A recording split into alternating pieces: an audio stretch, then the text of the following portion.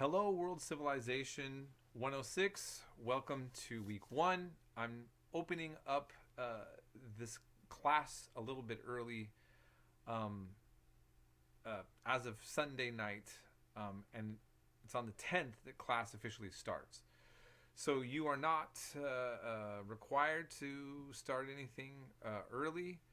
Um, I'm just making sure that you can take a look at everything. You can watch this video. You can see some of the examples that I put in the announcement of notes and what will be expected of Sunday papers. So there's just a few things that I want to say about the class. So first of all, the syllabus and some of the instructions that I have are very straightforward. Um, I will do my best to get back to you as soon as possible when you do have questions. So I just want to have you keep that in mind. Um, so before I talk about the class, there's a few things that I want to say. This is probably since this ridiculous COVID era has started. I think I know more people now with COVID than I have in the last 2 years. And fortunately, they're not going to the hospital or things like that for the most part, but they're getting hit pretty hard. People are not feeling well at home, and some of these are close loved ones. Um, I have had a relative pass away from COVID early on. Um, so I don't know. It's wearing on all of us, and I know that it's been very politicized, and I won't get involved in that. You know, what you as my students are in a safe place to have whatever view you want to on the situation. But no matter what you think about it, it's grating on all of us. No matter what we think about masks, no masks, vaccines, no vaccines. Some of you have lost a lot of loved ones. Some of you don't. That's not your experience. I just want you to know as your professor that I'm here to support all of you the best I can. And I also know this, that I have, at one time I was a single father. I mean, my daughter's mother was always in her life, but I mean, I had her full time for the most part, except for on the weekends. And so I'm just bringing that up to say that for single parents out there, or just parents, families, I want you to know that I understand. You have a lot of things going on in your life other than school. And so whatever your situation is, whether it's isolation and or complicated family stuff, um, it's trying times for a lot of you. So I just want you to know I have your back, but you have to build a community. You have to communicate with me, okay? So when it comes to late work, I mentioned I do not accept late work without you getting permission from me for up to 8 hours after the due day time. Um, Basically, what I just need you to know is that it's better if you don't have time to do something. You can talk to me the next day. I can't always respond right away, and most likely I'm going to let you turn in the late work. If there's a pattern or a habit and it's all the time, then we have to have a discussion about that as well. If you turn in work that is 2 days late or something like that, and you didn't ask for permission, I'm automatically not giving you any credit for it, and it's not up for discussion, okay? So you can't just give me work and say, oh, Mr. Pollock, please, I turned it in, I worked hard on. No, you actually have to communicate with me on that first. So don't waste your time until you get approval, okay? Um, that's all. Now, in regards to the papers, I make it very clear on what can get a 0 for a paper. I don't grade hard on the Sunday papers. Please understand this. These are not academic papers in the sense of research papers. So this is why you get a 0 if you use outside sources. I do want to see works cited, but only in it doesn't. You don't need to actually do it in a bibliography form. So I have an example of what the paper would need to look like, and that's it. So with this video, you're gonna see where If there is a part of the paper and you're mainly working with a video that I posted, you just put Pollock Video 1 for that week's module. Or if you use the textbook, you could use all the videos only, or you could use all the textbook only. It just has to come from whatever we're working with in the classroom for that week. Okay?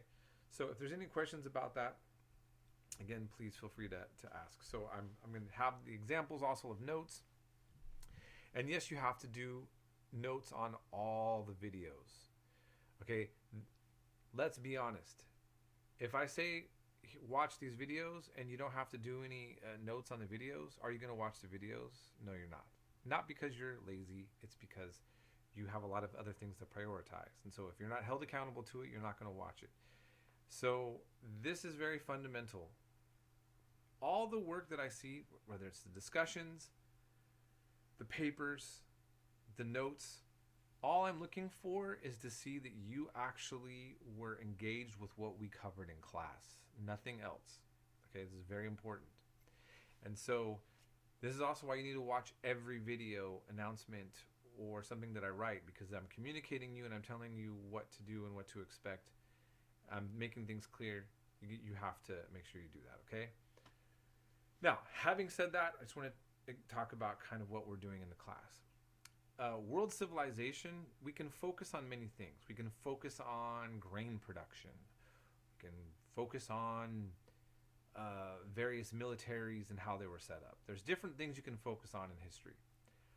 I'm focusing on religion, and we're doing it in a way that is very much objective, like taking a step back and from a secular historical point of view.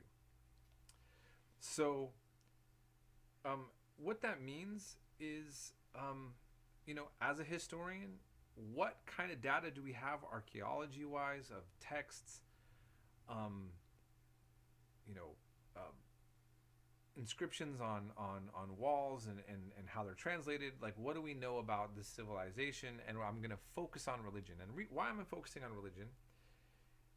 If you're atheist, you still have thought about religion.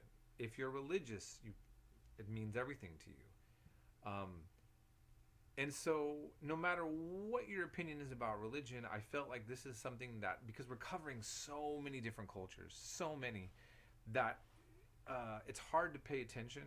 And so this is at least some sort of narrow way to look at it and give you a broad scope. Now, I don't do multiple choice. You don't have to memorize anything. So I want you to just relax, take notes, and focus.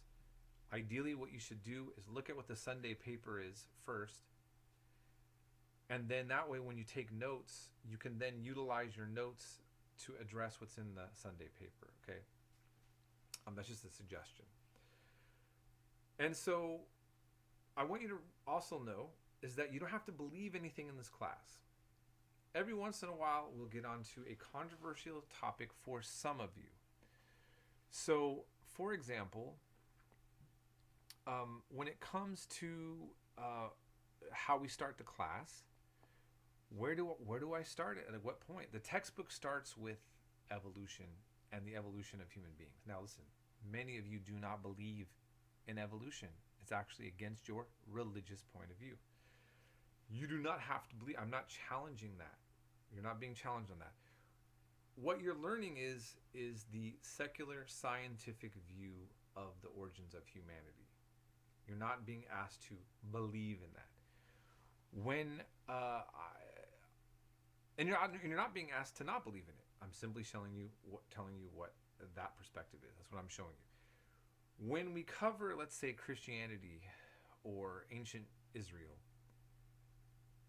for some of you, I'm using this as an example, you'll find this very interesting, but some of what secular historians have discovered, or the way they look at it, would contradict maybe your way of looking at your own religion. Again, you don't have to agree. When you participate with the assignment, you're not selling out your faith. You're simply articulating what secular historians, some of them or many of them, have a consensus view on. Okay? So I just want you to get really comfortable with that and realize, like, no matter what your system of belief is, that you should be able to be comfortable about what we're going to be covering. I myself grew up in many. Well, I have my own background and my own thoughts about everything, but hopefully in this class you'll be able to just learn. Okay, so we are going to be starting off. If you were starting with the Torah, the Bible that Christians and Jews use, you would start off with the words Bereshit, in the beginning. That's how that tradition starts. Not every tradition starts that way. We are starting with a very different beginning, but for some of you, that still may be how what your worldview is. So anyhow, I think I covered that clear enough. So I hope you enjoyed this class. I hope you walk away and you really feel like you're more informed and you can really just enjoy it. And with the world as crazy and as much of a mess it is and the tensions going on, I'm hoping that this might be even a little bit of an escape from that, so that you can actually just look at humanity in its wide range of variety of trying to understand human existence and universal existence, and just kind of enjoy that. Okay, so I'll leave it there, and I hope you are all having a good start to this upcoming week, enjoying the rest of this weekend before school starts. And as I said, if you have any questions, contact me. We'll be in touch.